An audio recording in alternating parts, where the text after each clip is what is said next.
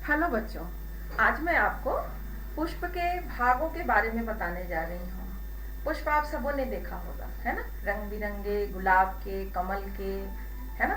चंपा के, चमेली के, बेली के, हर तरह के पुष्प आपने अड़हुल के पुष्पों को देखा है ना बच्चों? तो पुष्प में कितने भाग होते हैं वो आपको जानना चाहिए। तो पुष्प में मुख्य रूप से 4 भाग होते हैं, है ना? जिनमें से 2 भाग जो है वो बहुत आवश्यक अंग है। जो 2 आवश्यक अंग हैं उनको हम जनन अंग कहते हैं, और 2 जो अनावश्यक हैं यानी जिनकी जरूरत है लेकिन ऐसी अगर उनके बिना भी पुष्प निषेचन की क्रिया कर सकते हैं, फूल से फल बना सकते हैं। तो 2 जो आवश्यक अंग हैं उनको आप देखो। एक है आपका, इसको हम कहते हैं, ये स्त्री केसर का हिस्सा है। स्त्री केसर के हिस्से में 3 भाग हैं। एक नीचे का हिस्सा को हम अंडाशय या ओवरी कहते हैं। ऊपर जो नली के जैसी लंबी सी हिस्सा दिखाई दे रही है आपको, इसे हम वर्तिका या स्टाइल कहते हैं। और सबसे ऊपर टिप में जो बड़ा सा हिस्सा दिख रहा है इसको हम स्टिग्मा यानी वर्तिकाग्र कहते हैं। तो 3 भाग हो गए, ओवरी, नलिका रूप में स्टाइल और सबसे टिप में स्टिग्मा यानी अंडाशय, वर्तिका और वर्तिकाग्र। ये 3 भाग हो गए स्त्री केसर के। और 3 हिस्से नर के भी हैं, नर अंग के भी हैं, है ना? इसको हम एंड्रोशियम कहते हैं सारे हिस्से को, है ना?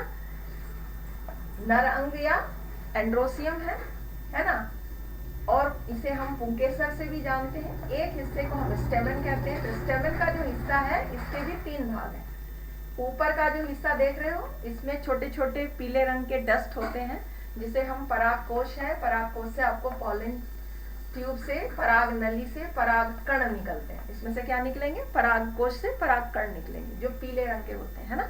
यही आपको निषेचन में मदद करता है। और नीचे ये जो नली के आकार की जो संरचना है इसे हम फिलामेंट या तंतु कहते हैं। और जहां ये परागकोश और नली जुड़ती है ना बच्चों, उस हिस्से को हम कनेक्टिव कहते हैं, है ना?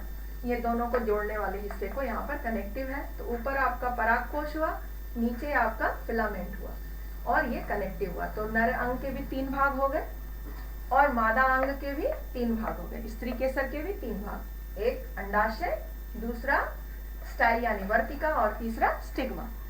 ये जब आपका वर्तिका यानी स्टिग्मा जब मैच्योर हो जाता है तब परिपक्व होने पर क्या होगा? परागकोश के परिपक्व होने पर इसमें ये फटेगा और फटने से इससे परागकण बाहर आएंगे, है ना? इस तरीके से इससे परागकण बाहर आएंगे और ये उड़ करके ये परागकण कहाँ गिरते हैं? स्टिग्मा पर। जब स्टिग्मा पर ये गिरेंगे तो ये जर्मिनेट करेंगे पॉलन ट्यूब से और निषेचन की क्रिया होगी और फूल से फल बन जाते हैं।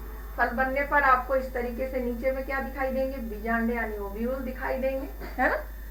जिसके अंदर बीज होंगे और ये बीज फिर से एक नए पौधे का निर्माण करेंगे। और जो 2 अनावश्यक अंगों में है उसमें आप देखते होंगे रंग बिरंगे जो भाग हैं, लाल रंग के, पीले रंग के, गुलाबी रंग के, कत्थे रंग के, ऐसे बहुत सारे सुंदर सुंदर रंगों में, बैगनी रंग के, ऐसे आपको पुष्प दिखाई देते हैं। तो ये जो सारा रंग है बच्चों, ये किसका होता है? कोरोला का यानी कि दलपुंज का। इस पूरे हिस्से को मिलाकर क्या कहते हैं? दलपुंज या कोरोला। कोरोला का अगर हम एक हिस्सा देखें, एक सिंगल पार्ट लेंगे तो उसको क्या कहते हैं? पेटल या पंखुड़ी। इसी तरीके से नीचे आपने देखा होगा हरा हिस्सा जो कि पूरे पुष्प को ढका रहता है जब कली अवस्था में होता है। तो ये नीचे जो हरे रंग का भाग है इसे हम कैलिक्स कहते हैं या बाह्य दलपुंज कहते हैं। इस कैलिक्स के एक टुकड़े को हम सेपल यानी अंकुड़ी कहते हैं, ठीक है? तो ये आपको इस कैलिक्स का काम है कलिका अवस्था में वर्षा से, कीड़ों से, ओले से पुष्प की रक्षा करना। और जो कोरोला है उसका काम है, ये रंग बिरंगे, तो इनका काम है जितने जो इंसेक्ट्स हैं, है ना, कीड़े मकोड़े होते हैं ना, उनको ये अपनी ओर आकर्षित करते हैं ताकि वो आकर के पुष्प पर बैठे और पुष्प के अंदर जो रस निकलता है उसको चूसने के लिए कीड़े चींटियां आती है ना बच्चों। तो ये इस रस को जब चूसती है तो उनकी टांगों में या उनके पैरों के हिस्सों में ये परागकण चिपक जाते हैं और जब ये एक पुष्प से दूसरे पुष्प में जाते हैं तो ये वर्तिका पर जाने पर उनके आदत होती है झाड़ने की। मधुमक्खियों को भी देखा होगा, अपने अंगों को इस तरीके से साफ करते रहते हैं। तो ये जब ये साफ करते हैं तो ये परागकण गिर जाते हैं स्टिग्मा पर, है ना, वर्तिकाग्र पर, और तब ये परागकण जो है ये जर्मिनेट करके परागनली के द्वारा नीचे गर्भाशय यानी जो आपका अंडाशय का हिस्सा है वहां चले जाते हैं, वहां बीजांड जो है वो बनता है, ओव्यूल बनता है फर्टिलाइजेशन के बाद, निषेचन की क्रिया के बाद। तो इस तरीके से निषेचन की क्रिया करने में सहायक होते हैं आपको ये पंखुड़ियां जो है, यानी कि पूरा मिलाकर कोरोला मदद करता है।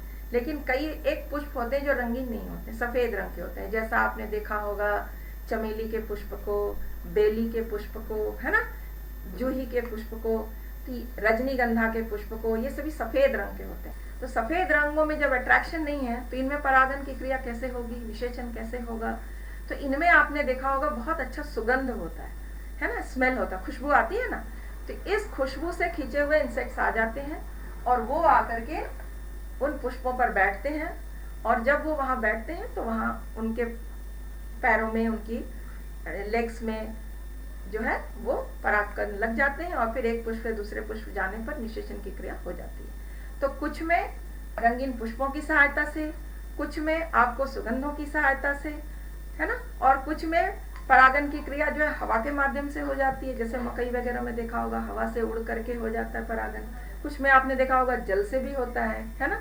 कुछ में एनिमल्स भी मदद करते हैं, हम लोग भी पुष्प को छूते हैं तो उससे भी परागन की क्रिया होती है। तो कई तरीके से परागन हो सकता है, लेकिन सबसे पहले हमको जानना है कि पुष्प में जो है ये अंग क्या क्या है। तो पुष्पों के भाग आपको याद हो गए होंगे, आपने फिगर में ये सारे नाम भी नोट कर लिए होंगे।